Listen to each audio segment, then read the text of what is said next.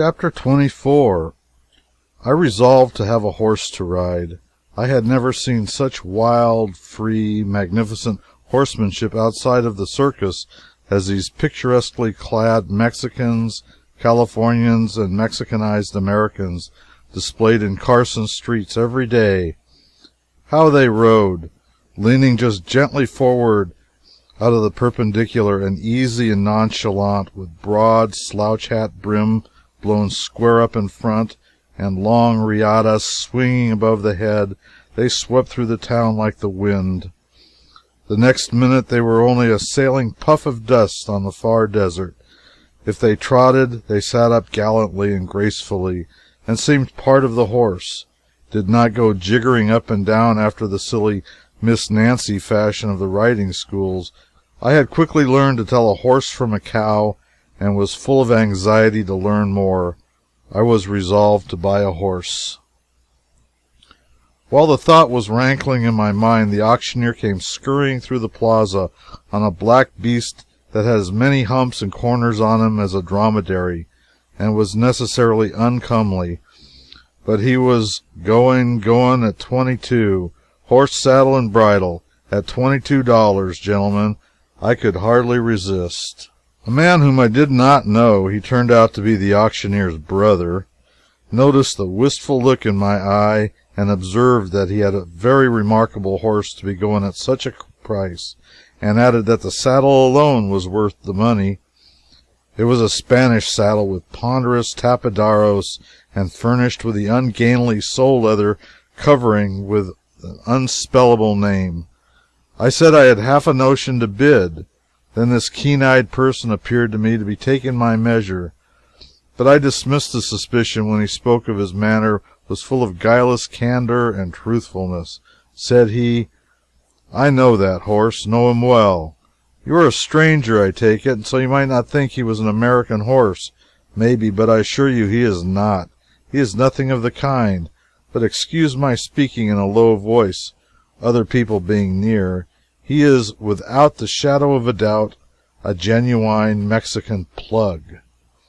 I did not know what a genuine Mexican plug was, but there was something about this man saying it that made me swear inwardly that I would own a genuine Mexican plug or die. "Has he any other advantages?" I inquired, suppressing what eagerness I could. He hooked his forefinger in the pocket of my army shirt, led me to one side, and breathed in my ear impressively these words: "He can outbuck anything in America." Going at $24.50, Jan 27, I shouted in a frenzy. "And sold," said the auctioneer, and passed over the genuine Mexican plug to me. I could scarcely contain my exultation. I paid the money and put the animal in a neighboring livery stable to dine and rest himself. In the afternoon I brought the creature into the plaza, and certain citizens held him by the head and others by the tail while I mounted him. As soon as he let go, he placed all his feet in a bunch together, lowered his back, and then suddenly arched it upward and shot me straight into the air a matter of 3 or 4 feet. I came as straight down again, lit in the saddle, went instantly up again, came down almost on the high pommel, shot up again, and came down on the horse's neck, all in the space of 3 or 4 seconds. Then he rose and stood almost straight up on his hind feet, and I, clasping his lean neck desperately, slid back into the saddle and held on. He came down and immediately hoisted his heels into the air, delivering a vicious kick at the sky, and stood on his 4 feet. And then down he came once more and began the original exercise of shooting me straight up again. The third time I went up, and I heard a stranger say, "Oh, don't he buck, though!" While I was up, somebody struck the horse and sounded a thwack with a leather strap, and when I arrived again, the genuine Mexican plug was not there. A California youth chased him up and caught him and asked if he might have a ride. I granted him that luxury. He mounted the genuine, got lifted into the air once, and set out his spurs home as he descended, and the horse darted away like a telegram. He soared over 3 fences like a bird and disappeared down the road towards the Washoe Valley. I sat down on a stone with a sigh, and by natural impulse one of my hands sought my forehead and the other the base of my stomach. I believe I never appreciated till then the poverty of the human machinery, for I still needed a hand or two to place elsewhere. Pen cannot describe how I was jolted up. Imagination cannot conceive how disjointed I was, how internally, externally, and universally I was unsettled, mixed up, and ruptured. There was a sympathetic crowd around me, though. One elderly-looking comforter said, "Stranger, you've been taken in. Everybody in this camp knows that horse. Any child, any Injun could have told you that he'd buck. He is the very worst devil to buck on the continent of America. You hear me? I'm Curry, old Abe Curry. And, moreover, he is a Simon Pure, out-and-out, genuine, damned Mexican plug, and an uncommon mean one at that, too. Why, you turnip, if you'd laid low and kept dark, there's chances to buy an American horse for mighty little more than you paid for that bloody old foreign relic." I gave no sign, but I made up my mind that if the auctioneer's brother's funeral took place while I was in the territory, I would postpone all other recreations and attend it. After a gallop of 16 miles, the Californian youth and the genuine Mexican plug came tearing into town again, shedding foam flakes like the spume spray that drives before a typhoon, and with one final skip over a wheelbarrow and a Chinaman, cast an anchor in front of the ranch. Such panting and blowing, such spreading and contracting, and the red equine nostrils and glaring of the wild equine eye. But was the imperial beast subjugated? Indeed, he was not. His lordship, the Speaker of the House, thought he was, and mounted him to go down to the Capitol, but the first dash the creature made was over a pile of telegraph poles half as high as the church, and his time to the Capitol, 1 mile and 3/4, remains unbeaten to this day. But then he took an advantage. He left out the mile and only did the 3/4. That is to say, he made a straight cut across lots, preferring fences and ditches to a crooked road.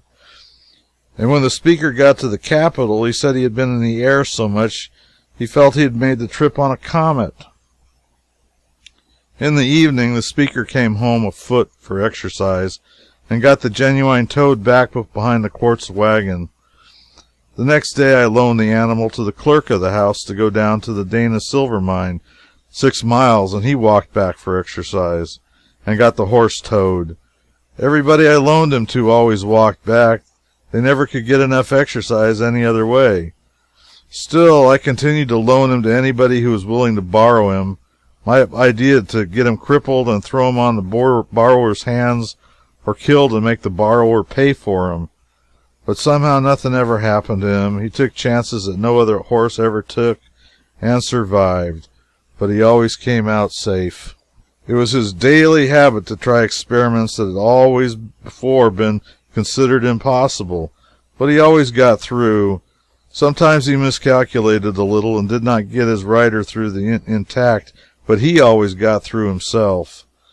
Of course I had tried to sell him, but that was a stretch of simplicity which met with little sympathy. The auctioneer stormed up and down the streets on him for 4 days, dispersing the populace, interrupting business, and destroying children, and never got a bid. At least never any but the $18 one he hired a notoriously substanceless bummer to make. The people only smiled pleasantly and restrained their desire to buy, if they had any. Then the auctioneer brought in his bill, and I withdrew the horse from the market. We tried to trade him off at a private venue next, offering him at a sacrifice for second-hand tombstones, old iron, temperance tracts, any kind of property. But holders were stiff, and we retired from the market again. I never tried to ride the horse any more. Walking was good enough exercise for a man like me that had nothing the matter with him except ruptures, internal injuries, and such things. Finally, I tried to give him away, but it was a failure. Parties said earthquakes were handy enough on the Pacific coast. They did not wish to own one. As a last resort, I offered him to the governor for the use of the brigade. His face lit up eagerly at first, but toned down again. He said the thing would be too palpable. Just then the livery stable man brought in his bill for 6 weeks' keeping. Stall room for the horse, $15. Hay for the horse, $250.